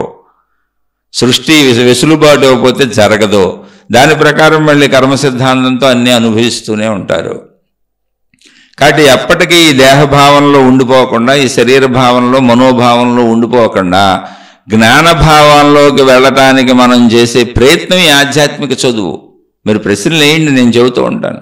అలానే శరీర భావన అబద్ధమా, మనోభావన అబద్ధమా, సంసార జీవితం అబద్ధమా, కుటుంబ సభ్యులు అబద్ధమా, ప్రపంచం అబద్ధమా? కానే కాదు, 100% నిజం. ఒకవేళ అబద్ధం అని చెప్పుకోవాల్సి వస్తే కనపడని ఆత్మశక్తి, ఆత్మజ్ఞానమే అబద్ధం అని చెప్పుకోవాలి. ఎందుకని ప్రస్తుత పరిస్థితుల్లో వాస్తవం ఇది, ఇలాగే జీవించాలి కనుక దాన్ని అబద్ధం అనక్కర్లా, దీనికి ఆధారం అది. కాబట్టి ఇది కుటుంబ జీవితం ఉండాల్సిందే, సంసార జీవితం ఉండాల్సిందే, శరీరంతో ఇలా బతకాల్సిందే. దీంట్లో మంచులు చెడులు ఎక్కువ చూడబాకండి. ఇది పరిమితంలో ఎప్పుడు మంచి చెడు కనపడతా ఉంటుంది. దీన్ని జ్ఞానంతో బేరీజు వేసుకుంటూ ఇది ఇలాగే ఉంటుందని నిర్ణయించుకొని సాగిపోండి. ఇందులోంచి బయటకు వచ్చేయండి. విశాలత్వంగా ఆలోచించడం మొదలు పెట్టండి. జ్ఞానంలోకి వెళ్ళండి. మనుషులు ఊరికనే పరిమిత భావంలో ఉన్నోళ్ళు ఇలాగే ఉంటారు. మనం ఇంట్లో కూర్చుంటే ఎవరో వచ్చి కొట్టరో, మనం ఇంట్లో కూర్చుంటే ఎవరో వచ్చి తిట్టరో. మనం మంచిగా ప్రశాంతంగా మన జీవితం జీవించుకుపోతూ మౌనంగా జీవిస్తూ మౌనంగా ప్రశాంతంగా హాయిగా మంచిగా ఉంటే కావాలని వచ్చి మన ఎవరో ఇబ్బంది పెట్టరు. కానీ అప్పుడప్పుడు అవి కూడా రావచ్చు, తగ్గుతాయి. ఎందుకని ప్రపంచంలో ఉన్నాం. ఎంతున్న మనుషులతోనే సంబంధ బాంధవ్యాలు ఉంటాయి. మన ఇంట్లో వాళ్ళే రాళ్ళు వేయచ్చు, మన కుటుంబ సభ్యులే మనతో విభేదించవచ్చు, మన బంధువులే మన మీద రాళ్ళు వేయచ్చు, మన సొంత తల్లిదండ్రులే రాళ్ళు వేయచ్చు, మనం కన్న బిడ్డలే రాళ్ళు వేయచ్చు. ఎవరైనా నీకు ఏ ఇబ్బంది అయినా కలిగించవచ్చు, కలిగించకపోవచ్చు. కానీ నువ్వు ఎంత ప్రశాంతంగా ఉంటావో అంత నువ్వు వాటిని స్వీకరించకుండా ఉంటావు. వాటిని చూడకండి, వాటిని స్వీకరించకండి. మనుషులు అలా ఉంటారు అంతే. వాళ్ళ కోసం వాళ్ళు బతుకుతారు. ఎవరి కోసం వాళ్ళు బతుకుతారు? మనకం కూడా మన కోసమే బతుకుతున్నాం. అది మర్చిపోబాకండి.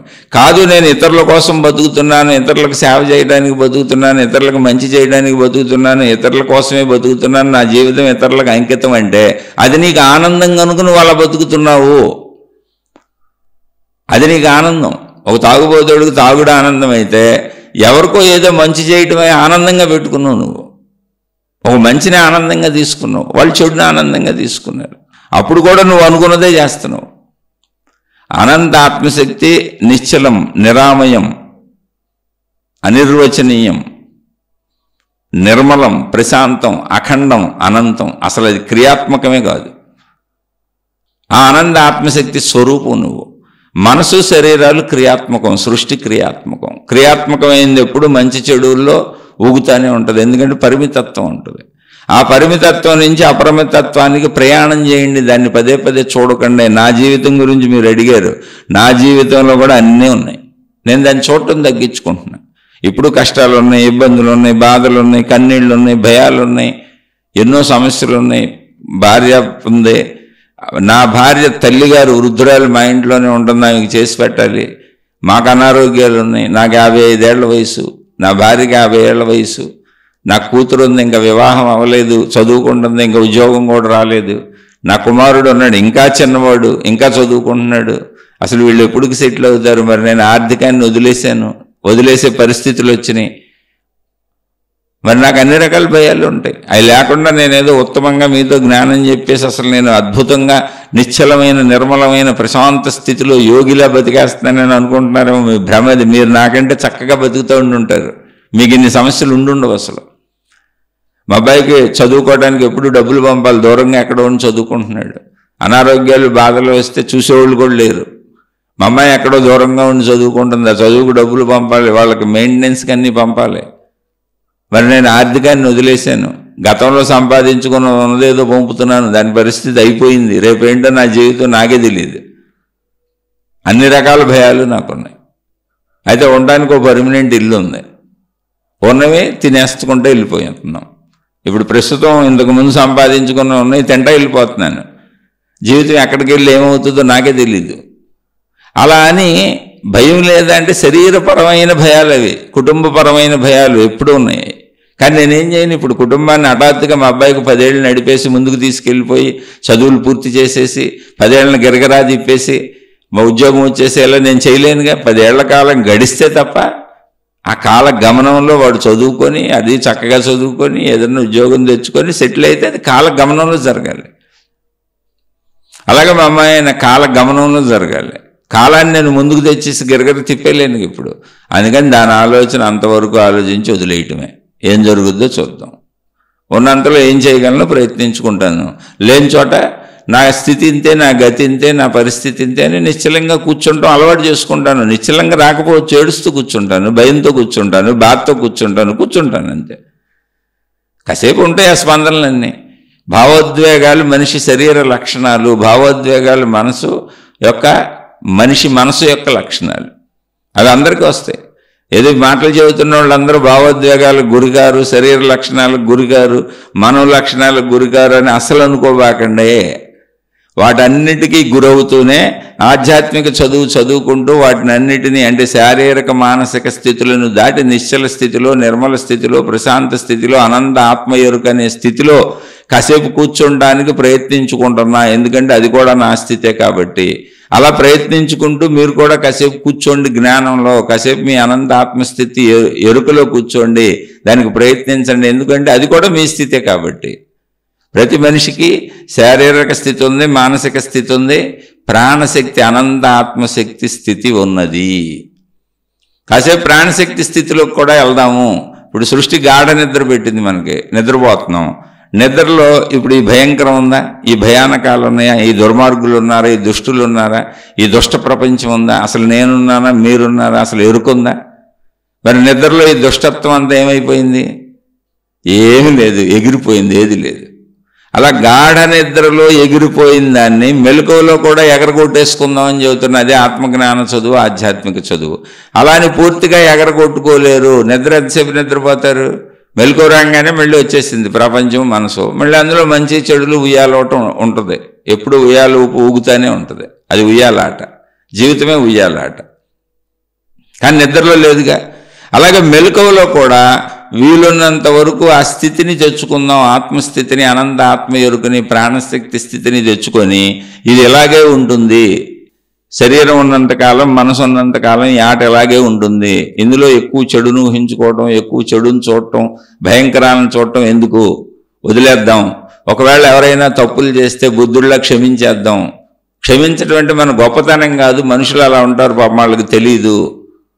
వాళ్ళ ప్రయత్నాలు, శరీరం నేను అనుకునే దాంట్లో వాళ్ళ ప్రయత్నాల్లో చెడు చేస్తున్నారు, తీవ్రమైన దుశ్చర్యలు చేస్తున్నారు, పాపకార్యాలు చేస్తున్నారు. మళ్ళీ వాటి ఫలితాలు వాళ్ళు అనుభవిస్తారు. అలా అని ఈనాడు మనకు నష్టం జరిగిందని భావించుకోవద్దు. నువ్వు చేసిన కర్మఫలాల ప్రకారం సృష్టి రక్షణ నీకు ఎప్పుడూ ఉంటుంది. సృష్టి రక్షణ లేకపోతే అనంత ఆత్మశక్తి శక్తి అనే ఎరుకే లేనట్టుగా భావించుకోవాలి మనం. ఆత్మశక్తికి అర్థమే లేకుండా పోద్ది. అందుకని మీరు ప్రశాంతంగా ఉండు, నువ్వు నిర్మలంగా ఉండు, నువ్వు నిశ్చలంగా ఉండు. నీ నిశ్చలతని అంటే నువ్వు ఉండేటువంటి విధానంలో నువ్వు చేసే మంచి చెడుల యొక్క పనుల యొక్క ఫలితాన్ని ఎప్పుడూ బేరీజు వేసి శక్తి నీకు ఇస్తూనే ఉంటుంది. అది మన మానసిక స్థితుల స్థితి. కానీ నేను మంచోడిని, నన్ను ఎవరో బాధ పెట్టారు అని అనుకోబాక. నువ్వు మంచోడు అయితే, నువ్వు మంచిదాని అయితే ఖచ్చితంగా నీ మంచి నీ జీవితంలోకి వస్తుంది. లేదంటే శక్తి అసలు అనంత ఆత్మశక్తిని నమ్మడానికి లేదు. ఈ ఆధ్యాత్మిక చదువు అనవసరం, ఆత్మశక్తి చదువు అనవసరం, చెప్పుకోవటం అనవసరం. అలా అని ఇప్పుడు గడుపుతున్నప్పుడు భయాలు ఉండవా అంటే, భయం శరీరానికి సంబంధించింది, భయం మనసుకు సంబంధించింది, కోపం మనసుకు సంబంధించింది, బాధ మనసుకు సంబంధించింది. ఇవన్నీ శరీర మనోభావాలు. అవి ఎప్పుడూ ఉంటాయి జీవించేటప్పుడు. వాటిలోంచి కాసేపు బయటకు వచ్చేసి అనంత ఆత్మశక్తి ఎరుకలో కూర్చొని ఈ శరీర మనస్సులతో జీవితం ఎప్పటికీ ఇలాగే సాగుద్ది. దీన్ని కొంచెం అర్థం చేసుకుంటూ వీలున్నంత భయాలకు వెళ్లకుండా, బాధలకు వెళ్లకుండా, చెడుకు వెళ్లకుండా వీలున్నంత మంచిలో మంచి ఆలోచనలు చేస్తూ మంచిలో కూర్చుందాం అనేటువంటి ప్రయత్నమే ఆధ్యాత్మిక చదువు, ఆత్మజ్ఞాన చదువు. అందుకని మహాత్ములందరూ అలాగే జీవించారు. మహాత్ముల్ని మనుషులు బాధ పెట్టారు. రాముడికి రావణ యుద్ధం జరిగింది. కృష్ణుడు దగ్గరుండి మహాభారత యుద్ధం జరిగించారు. రామకృష్ణ పరమహంస గొంతు క్యాన్సరు, రమణ మహర్షికి భుజం క్యాన్సరు. ఎంతోమంది మహాత్ములు ఎన్నో జబ్బులు, వాళ్ళ చుట్టూ ఉన్న మనుషులు ఎంతోమంది వాళ్ళని ఎన్నో బాధలకు గురి చేశారు. వాళ్ళ దగ్గర డబ్బు లేదు, సంపాదన లేదు. ఎవరో పెట్టిన భిక్షాన్నాలతో బతికిన మహాత్ములు అందించిన ఆత్మజ్ఞాన చదువులు మనం ఇవాళ చెప్పుకుంటున్నాం. ఇంకా మనం వృత్తి వ్యాపార ఉద్యోగాలు చేసుకుంటున్నాం. మనకి ఈ బోధలు అందించినటువంటి ఆత్మజ్ఞానాన్ని అందించినటువంటి మహనీయులు, మహాత్ములు, ఋషులు, యోగులు, తపస్సంపన్నులు, మునులు అందరూ కూడా ఎవరో పెట్టిన భిక్షాన్నాలతో బతికి ఎవరో ఎంతోమంది ఎన్నో ఇబ్బందులు పెట్టి వాళ్ళని ఎన్నో కష్టాలకు గురి చేస్తూ కూడా చిరునవ్వుతో వాటిని ఎదుర్కొంటూ మనుషులు ఇలాగే ఉంటారులే అని మనకు జ్ఞానాన్ని చెప్పే ప్రయత్నం చేశారు. అటువంటి చరిత్రల్లో బుద్ధ చరిత్ర, ఓ రమణ మహర్షి చరిత్ర, ఓ రామకృష్ణ పరమహంస చరిత్ర, ఇలా ఎంతోమంది మహాత్ముల చరిత్రలు మీరు చదివితే వాళ్ళు పడిన శారీరక, మానసిక, ఆర్థిక, సామాజిక, కుటుంబిక, మనుషులతో ఉన్న ఇబ్బందులు ఎన్నో కనపడతాయి. ఇబ్బంది పడిన వాళ్ళు ఎవరు లేరు. వివేకానందుడిని ఎంతోమంది ఎన్నో ఇబ్బందులు పెట్టారు. కానీ తన మార్గాన్ని వదులుకోలేదు. ఇబ్బంది ఎప్పుడూ ఉంటుంది. ఇబ్బందిని చూడకండి, మంచిని చూడండి. ఇబ్బంది వస్తే ఇబ్బంది పడి పక్కకి తప్పుకెళ్ళిపోండి. ఇబ్బంది లేని జీవితం అసలు ఉండదు. నాకు చాలా ఇబ్బందులు ఉన్నాయి, మీ అందరికంటే ఎక్కువ ఇబ్బందులు ఉన్నాయి. నాకు నిత్య భయాలు ఉన్నాయి. మీకు నేను ధైర్యాన్ని చెబుతున్నట్టు, జ్ఞానాన్ని చెబుతున్నట్టు, మంచి చెబుతున్నట్టు కనపడవచ్చు. ఈ విషయాలు మాట్లాడుతున్నప్పుడు ఇదే చెప్పాలి. నా కుటుంబ విషయాలు మీకు రోజు ఏం చెప్పను? మేము ఎంత భయపడుతున్నామో, ఎంత దుఃఖపడుతున్నామో, ఎన్ని అనారోగ్యాలు వచ్చినాయో, ఎంత ఇబ్బందులు వచ్చినాయో, ఎన్ని సమస్యలు ఎదుర్కొంటున్నామో రోజు మీకు ఎందుకు చెప్పటం? ఇప్పుడు నా భార్య, నేను, నా పిల్లలు మేమేం పడుతున్నాం, పడకుండా ఎందుకుంటాం? సుఖ సంతోషాల్లో తేలిపోతే ఎందుకుంటాం? శ్రీరామచంద్రుడు అంతటి వాడు తన భార్యను పోగొట్టుకొని శ్రీరామచంద్రుడి యొక్క బిడ్డలు లవకుశులు అసలు ఎక్కడో ముని ఆశ్రమంలో పెరిగారు. రాజ అంతఃపురంలో బంగారు పళ్ళాల మధ్య భోజనాలు చేస్తూ హంసతూలికా తల్పాల మీద నిద్రించవలసినటువంటి శ్రీరామచంద్రుడు పిల్లలైన లవకుశులు, ఆయన భార్య అయినటువంటి సీతమ్మ తల్లి కటిక నేల మీద వాల్మీకి మహర్షి ఆశ్రమంలో బతికారు ఎన్నో సంవత్సరాలు. పెద్దోళ్ళు అయ్యే వరకు అసలు తండ్రి ముఖమే చూడలేదు వాళ్ళు. వాళ్ళకి తండ్రే తెలీదు. అసలు తన భార్యని వదిలేసి ఆయన ఎంతో దుఃఖానికి గురై బతికారు. ఆయన తన భర్తను వదిలేసి సీతమ్మ తల్లి బతికింది. సీతమ్మ తల్లిని ఎవరో రావణాసురుడు ఎత్తుకుపోయాడు. అసలు అన్ని కష్టాలు మనకెక్కడ ఉన్నాయండి? ఉన్న వాటిని కష్టాలుగా భావించుకోకుండా అందుకనే మనకు వాటిని అందించారు ఇతిహాసాలు. ఇదిగో ఇలా రామచరిత్ర ఇలా జరిగింది, కృష్ణ చరిత్ర ఇలా జరిగింది, పాండవులకి ఇలా జరిగింది, అనేక రకాలైన మహాత్ములకి మహనీయులకి ఇలా జరిగినాయి అనేటువంటి ఎన్నో గాథలు మనకు అందించారు. అదే చదువుకోవాలి. వాటిని అన్వయించుకుంటూ జీవితం ఇలాగే ఉంటుంది, శరీరంతో ఇలాగే ఉంటుంది, మనుషుల ప్రవర్తనలు ఇలాగే ఉంటాయి. ఇందులో నేను మంచిని చూడాలా, చెడుని చూడాలా అంటే మంచిని చూడాలని నిర్ణయించుకెళ్ళేవాళ్ళు ఆధ్యాత్మిక మార్గంలో ఉన్నట్టు, చెడును చూడాలి, చెడును చూస్తున్నాను, చెడును భరించలేకపోతున్నాను అనేవాళ్ళు కూడా ఆధ్యాత్మికంలో లేరు. చెడును చేసేవాళ్ళు అసలు ఆధ్యాత్మికం అనే పదం కూడా ఏం లేదు. వాళ్ళు పూర్తి భౌతికంలో ఉన్నారు. ఆధ్యాత్మికతలో ఒక బుద్ధుడిలా, ఒక రమణ మహర్షిలో, ఓ రామకృష్ణ పరమహంసలా, ఓ రాముడిలా, ఓ కృష్ణుడిలా బతకటం, ఓ పాండవుల్లా బతకటమే కుదురుతుంది తప్ప ఇంకోలా కుదరదు. అలానే వాళ్ళు ఎవరో ఓడిపోయిన వాళ్ళు కాదు. ప్రపంచంలో మొత్తం ప్రపంచాన్ని గెలిచి ఆరాధ్య దైవాలుగా మిగిలిపోయిన వాళ్ళు, చేతగాని వాళ్ళు కాదు. వాళ్ళని ఆరాధ్య దైవాలుగా అనుసరించమని చెబుతుంది ప్రపంచం. అన్ని మతాలలో ఇలాగే ఉంది. కానీ వాళ్ళు జీవించున్నప్పుడు అనేక కష్టాలు పడ్డారు, అనేక బాధలు పడ్డారు. యేసుక్రీస్తుని సిలువేసి చంపేశారు ఆ మహానుభావుడిని. బ్రతికొండగా శరీరంలో మేకులు కొట్టి చంపేశారు. మరి ఒక్కసారిగా చంపలు అలా వేలాడదీస్తే కొన్ని రోజులు పట్టింది ఆయన చనిపోవటానికి. ఇలాంటి క్రూర కృత్యాలు ఎప్పుడూ ప్రపంచంలో ఉన్నాయి. అంత క్రూరత్వం అసలు మన జీవితంలో లేదు. మనకు చేసినోడు ఎవడూ లేడు. చిన్న చిన్న మాటలకి, చిన్న విషయాలకి, ఘర్షణలకి, కొంచెం డబ్బు మోసాలకి, కొంచెం చిన్న చిన్న ఘర్షణలకే మనం భయంకరం అనుకుంటుంటాం. ఎందుకండి భయంకరాలు చూడటం? హాయిగా మంచిని చూడండి, మంచి వినండి. ప్రపంచంలో అన్నీ ఉంటాయి. నువ్వేం వినాలో, నువ్వేం తినాలో, నువ్వేమి విని చూసి గ్రహించి ఎలా జీవించాలో అది నిర్ణయించుకో. అదే ఆధ్యాత్మికత. ఆధ్యాత్మికతలో ఉండాలనుకుంటే మంచి విను, మంచి చూడు, మంచి చెయ్యి, అలా సాగిపో. చెడు వెంక చూడకు. చెడు కనపడింది, చెడు మనకు తగిలింది, మన ఇబ్బంది పెట్టింది, జస్ట్ దాన్ని అలా పాస్ అయ్యి వెళ్ళిపో అంతే. వర్షాకాలం వర్షం పడితే గుడికేసుకెళ్తాం, ఎండాకాలం ఎండలు ఎక్కువైతే గుడికేసుకెళ్తాం. ఇంకా బాగా ఎండలు ఎక్కువైపోతే ఎవరి స్థాయిని పెట్టేవాళ్ళు ఇసునకర్రలు కొనుక్కుంటారు, ఏసీలు పెట్టుకుంటారు, ఫ్యాన్లు పెట్టుకుంటారు. స్థాయి అంతేదా, పరిస్థితి మార్చలేంగా. చలికాలం ఎక్కువైతే దుప్పట్లు కప్పుకుంటాం, స్వెటర్లు వేసుకుంటాం, రగ్గులు కప్పుకుంటాం.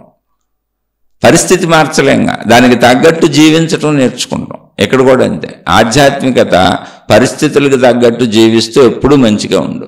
జ్ఞానాన్ని తెలుసుకో, చెడుని చూడకు, చెడు వెనకు, చెడు చూడకు, చెడు వైపు వెళ్ళకు, చెడుని పదే పదే తలంచుకో, మంచిని మాత్రమే తలంచుకో. అదే ఆధ్యాత్మికత.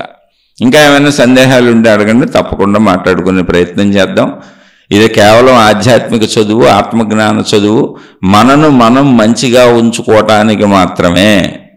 ప్రపంచంలో చెడుని ఎప్పటికీ ఎవరు తొలగించలేరు. ఎందుకంటే ప్రపంచం అంటేనే, భూమి అంటేనే, భూగోళం అంటేనే ద్వంద్వలోకము. పగలు రాత్రి, చీకటి వెలుగు పూర్తి విరుద్ధమైన విషయాలు ఎలా ఉంటాయో మంచి చెడుల కలయికతో మానవ జీవితం అలాగే సాగుతుంది. భూలోకం మీద అన్నీ ఇలాగే ఉంటాయి, ద్వంద్వత్వంతోనే ఉంటాయి. కాబట్టి అందులో నువ్వు ఎటువైపు ఉండదలిచావు అన్నది ఆధ్యాత్మికత. నువ్వు మంచిగా ఉండే ఎప్పుడంతే, నువ్వు జ్ఞానంతో ఉండే ఎప్పుడంతే, నువ్వు జ్ఞానంతో సాగు ఎప్పుడంతే. దానికి అవసరమైనటువంటి అనేక పౌరాణిక ఇతిహాసాలు, పురాణాలు, గ్రంథాలు, జ్ఞాన గ్రంథాలు, ఎన్నో చరిత్రలు మనకు అందించారు. అటు సారాన్ని గ్రహించి బతకండాయానే అందించారు వాటిని మనకు. కాబట్టి అర్థం చేసుకునే ప్రయత్నం చేయండి. అలానే నేను ఎవరిని జీవితం పాడు చేసుకోమని చెప్పట్లేదు. కుటుంబ జీవితం జాగ్రత్త, మీ డబ్బు జాగ్రత్త, మీ సొంత శరీరం జాగ్రత్త, ఆరోగ్యంగా ఉండండి, మానసిక ఆరోగ్యాన్ని చక్కగా ఉంచుకోండి, కుటుంబిక ఆరోగ్యాలు అంటే అందరూ బాగుండేలా చూసుకోండి, సంసార జీవితం చక్కగా ఉంచుకోండి, మీ పిల్లల్ని జాగ్రత్తగా పెంచుకోండి, మీ తల్లిదండ్రులను జాగ్రత్తగా వృద్ధాప్యంలో చూడండి, మీ కుటుంబ సభ్యులందరితో కలిసిమెలిసి హాయిగా ఆనందంగా ఒకరి కష్టాలు ఒకళ్ళు పంచుకుంటూ, ఒకరి సుఖాలు ఒకళ్ళు పెంచుకుంటూ, ఒకరికొకళ్ళు సహకరించుకుంటూ సంతోషంగా జీవించండి. అలా జీవిస్తూ శరీరంతో జీవించక తప్పదు. అలా జీవిస్తూ మనసును అలా చక్కగా ఉంచుకుంటూ కొంత ఈ ఆధ్యాత్మికతను కూడా వింటూ జ్ఞానాన్ని పెంచుకుంటూ ఉంటే ఆటోమేటిక్గా మీకు ఆత్మజ్ఞానం అర్థమైన రోజున ఈ ద్వంద్వ భావనల నుంచి ఏకత్వ భావనలకు వెళ్ళిన రోజున అసలు పూర్తిగా చెడు అనేది మీకు కనపడకుండా అంతమైపోద్ది, ఏకత్వమే మిగిలిపోద్ది. అది ఏకత్వ భావనలోకి వెళ్ళే వరకు ఆ స్థితి రాదు. ద్వంద్వ భావనలో ఉన్నాం ఇప్పుడు మనం. అందుకని అప్పటి వరకు చెప్పుకుంటూ వెళ్దాం. నేనేమి ఉన్నతంగా దేన్ని ఎదుర్కోవట్లేదు, నేనేమి అత్యంత ఉన్నతుడిని కాదు, అతి సామాన్యుడిని. మీ అందరికంటే ఎక్కువ భయాలు ఉన్నాయి, ఎక్కువ బాధలు ఉన్నాయి, ఎక్కువ కష్టాలు ఉన్నాయి, ఎక్కువ కన్నీళ్ళు ఉన్నాయి, ఎక్కువ ఇబ్బందులు ఉన్నాయి, ఎక్కువ సమస్యలు ఉన్నాయి. అయినా నాకు సత్యం అర్థమైంది. అవన్నీ అలా ఉంటాయి శరీరంతో, వాటిని భరిస్తూ వాటిని అనుభవిస్తూ ఆత్మజ్ఞాన చదువు, ఆధ్యాత్మిక చదువుని వదలకుండా చదువుకుంటూ వెళుతూ ఉంటే వాటి యొక్క తీవ్రత తగ్గుతుంది. మానసికంగా స్వీకరించే తీవ్రత తగ్గుద్ది, భౌతికంలో తగ్గదు. నాకు అన్యాయం చేసే దొంగలు మారిపోరు, నన్ను మోసం చేసేటువంటి దుర్మార్గులు మారిపోరు, నన్ను ఇబ్బంది పెట్టే ప్రజలు మారిపోరు, నా స్వీకరణ మారిపోద్ది. బుద్ధుడు స్వీకరించటం మానేశాడు. స్వీకరించటం తగ్గుద్ది, అన్నింటినీ అతిగా ఆలోచించటం తగ్గుద్ది, అన్నింటికి భయపడటం తగ్గుద్ది, అన్నింటికి దుఃఖపడటం తగ్గుద్ది. సృష్టి నిర్ణయంలో ఏది జరగాలో అదే జరుగుద్ది. అసలు మీరు మర్చిపోయిన ఒక విషయం మళ్ళీ గుర్తు చేసి చెబుతున్నా, ఎన్ని చేసినా ఇక్కడ మనం చచ్చిపోతాం. మనం చంపేసేదే సృష్టి. ఒకవేళ దుర్మార్గత్వం, కర్కశత్వం, కఠినత్వం, రాక్షసత్వం ఇటువంటి భయంకరమైన పదాలు ఏమైనా వాడి చెడు ఉందని చెప్పాలంటే ముందు అది సృష్టిలోనే ఉంది, అదే మనం చంపేసేది. మనుషులు కొద్ది కొద్దిగానే హాని చేయగలరు, సృష్టి మొత్తంగా చంపేస్తుంది మనల్ని. అయితే అది దుర్మార్గత్వం కానే కాదు. ఎందుకంటే అసలు మనకు జన్మిచ్చిందే సృష్టి కనుక పూర్తిగా మన మీద దానికి సంపూర్ణ అధికారం ఉంది. అదే జన్మనిచ్చింది, అదే జన్మని తీసేసుకుంది. ఇచ్చి తీసేసుకున్నప్పుడు నాదేముంది, ఇక్కడ నాది పోయిందే ఉంది. అది ఇచ్చిందే తీసేసుకుంది. కాబట్టి ఇది జననము కాదు, అది మరణము కాదు. ఈ జనన మరణాల ఆట సృష్టి ఆట. ఇది అర్థం చేసుకుంటే ఇది ఎప్పుడు అర్థమవుద్ది? ఆత్మజ్ఞాన చదువు, ఆధ్యాత్మిక చదువు సరిగ్గా చదువుకుంటే అర్థమవుద్ది. సుఖ దుఃఖాలు తగ్గుతాయి ఇది అర్థమైతే. అలా ఒక ఏకత్వానికి ప్రయాణిస్తాం. అందుకని అన్నీ నాకున్నాయి, నేను సామాన్య మానవుడినే, మీ అందరికంటే ఎక్కువ సమస్యలు నాకున్నాయి. కానీ నా సమస్యలు మీకు చెప్పడం వలన ఉపయోగం ఏంటి? అవి నేనే కదా అనుభవించాలి. ఇప్పుడు నా బిడ్డకి ఏదో ప్రాబ్లం వచ్చింది, అది నేను కదా, నా బిడ్డ నేను పడాలి. నా భార్యకి ఏదో ప్రాబ్లం వచ్చింది, నా భార్య నేను పడాలి. అలా మేము పడాల్సినవి మీకు చెప్పడం వలన ఉపయోగమే ఉంది. అట్లా ఉపన్యాసాలకి రోజు చెప్పడం వలన ఉపయోగమే ఉంది. నన్ను ఎవరెవరు ఇబ్బంది పెట్టారో వాళ్ళ గురించి రోజు చెప్పడం వలన ఇబ్బంది ఏముంది? ఉపయోగమే ఉంది. మీకు ఉపయోగం ఏదన్నా ఉందంటే ఇది ఇలాగే ఉంటుంది. అందరం ఇలా పడాల్సి వస్తుంది. ఎంతో కొంత జాగ్రత్తగా మంచిగా ఉంటే మంచి తిరిగి వస్తుంది. మంచిగా ఉందాం, మంచిని నేర్చుకుందాం, జ్ఞానాన్ని పెంచుకుందాం, చెడుని చూడటం తగ్గించుకుందాం, భయపడటం తగ్గించుకుందాం, బాధపడటం తగ్గించుకుందాం. జ్ఞానం వల్ల మనలో మార్పులు వస్తాయి తప్ప మన ఎదుటి వాళ్ళలో, ఎదుటి ప్రపంచంలో ఎటువంటి మార్పు రాదు. కానీ స్వీకరణలో మార్పులు వస్తాయి. అత్యధిక భయాలని, చెడుని స్వీకరించం. అత్యధిక ఏ చెడుని స్వీకరించం. ఆ స్వీకరించడం పర్సంటేజ్ తగ్గుద్ది, హఠాత్తుగా మారదు. అందుకని ఈ జ్ఞాన చదువు చదువుకుంటూ వెళ్తే, ఈ ఆధ్యాత్మిక చదువు చదువుకుంటూ వెళ్తే స్వీకరించేటువంటి తత్వంలో మార్పులు వస్తాయి. ఆ తత్వం కొద్ది కొద్దిగా మారుతుంది. అందుకోసం నేను ప్రయత్నించుకుంటున్న దాన్ని మీతో పంచుకుంటున్నా. ఎవరికైనా అర్థమైతే తీసుకోండి, అర్థం కాకపోతే వదిలేసేయండి. చక్కగా అర్థమైన వాళ్ళు, తీసుకుంటున్న వాళ్ళు, ప్రయత్నిస్తున్న వాళ్ళు, ఈ ఆధ్యాత్మిక చదువు చదువుకుంటున్న వాళ్ళు, ఆత్మజ్ఞాన చదువులో ఈ మార్గంలో సాగుతున్నాం, మాకు అర్థమవుతుంది, మేము నడుస్తున్నాం అన్నవాళ్ళు మీకు అర్థమైన విషయాలు కామెంట్లు పెట్టండి. ఆ నడుస్తున్న వాళ్ళకి ఏదైనా సందేహాలు వస్తే తప్పకుండా అడగండి. ఇలా మీరు ప్రశ్నలు అడగండి, నేను చెబుతూ ఉంటాను. ఈ చెప్పటం అనేది ఏంటి? నాకు తెలిసి చెప్పటం కాదు, నేను కూడా అలాగే సాగుతున్నాను, నేను కూడా అవన్నీ అనుభవిస్తున్నాను, ఇది ఇలాగే ఉంటుంది, దీనిని మనం అధిగమించుకుంటూ వెళ్ళిపోవటమే. శారీరక మానసిక స్థితుల్లో ఎప్పుడూ ద్వంద్వత్వమే ఉంటుంది. అది మంచి చెడులో ఉయ్యాలాట ఊగుతానే ఉంటుంది. ఏకత్వ జ్ఞాన స్థితి వస్తుంది, ప్రయాణించుకుంటూ వెళ్ళవలసిందే. శరీర మనస్సులో ఉన్నంత వరకు ఇది తప్పదు. దాన్ని అర్థం చేసుకుంటూ ఆధ్యాత్మిక చదువు, ఆత్మజ్ఞాన చదువు చదువుకుంటూ వెళితే శరీర మనస్సులకు సంబంధించిన విషయాల మీద కూడా మనకి కొంత అదుపు వస్తుంది. అధికమైనటువంటి ఒత్తిళ్లకు లోనవ్వకుండా ఉంటాం. అందుకొరకు ఈ చదువు చదువుకుందాం, ఆత్మజ్ఞానం చదువుకుందాం, మన నిజ స్థితిని తెలుసుకునేవి ప్రయాణిద్దాం. అలానే శరీరం నిజమే, మనసు నిజమే, కుటుంబం నిజమే, ప్రపంచం నిజమే, ఇక్కడున్న విషయాలన్నీ నిజమే, ఇక్కడ ఇలాగే బతకాలనేది నిజమే. అందుకని డబ్బు పాడు చేసుకోకండి, కుటుంబాన్ని పాడు చేసుకోకండి, మీ ఆరోగ్యాలు పాడు చేసుకోకండి, మీ మనసులు పాడు చేసుకోకండి. అన్నిటినీ అర్థం చేసుకొని సుఖవంతంగా ఉండటానికి, ఆరోగ్యవంతంగా ఉండటానికి, మంచిగా ఉండటానికి, వీలైనంత మంచిగా ఆలోచించడానికి, ఇతరులను క్షమించడానికి ప్రయత్నించండి. ఇతరులని అర్థం చేసుకోండి. తప్పులు వదిలేయటం నేర్చుకోండి.